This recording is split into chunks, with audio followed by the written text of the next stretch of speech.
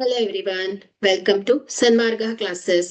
ಎರಡು ಚರಾಕ್ಷರವುಳ್ಳ ರೇಖಾತ್ಮಕ ಸಮೀಕರಣಗಳು ಅಧ್ಯಾಯದ 24ನೇ ಪ್ರಶ್ನೆಯನ್ನ ಗಮನಿಸಿ.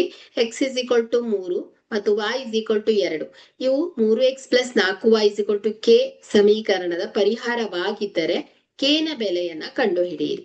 ಸೊ ಇಲ್ಲಿ ಕೊಟ್ಟಿರುವಂತಹ ಸಮೀಕರಣ 3x plus 4y is equal to k.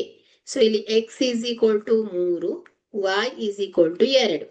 x ಮತ್ತು y ನ ಬೆಲೆಯನ್ನ ಸಮೀಕರಣದಲ್ಲಿ ಆದೇಶಿಸಿ 3 into 3 plus 4 into 2 is equal to k. So 3 3 9, 4 2 8 is equal to k. So ಈ k ಇಸ್ ಈಕ್ವಲ್ ಟು ಎಷ್ಟು ಬರುತ್ತೆ? 8 8 16 17 ಇಸ್ ಈಕ್ವಲ್ ಟು k. ಅಂದ್ರೆ k ಇಸ್ ಈಕ್ವಲ್ ಟು 17 ಆಗತ್ತೆ. Okay, thank you.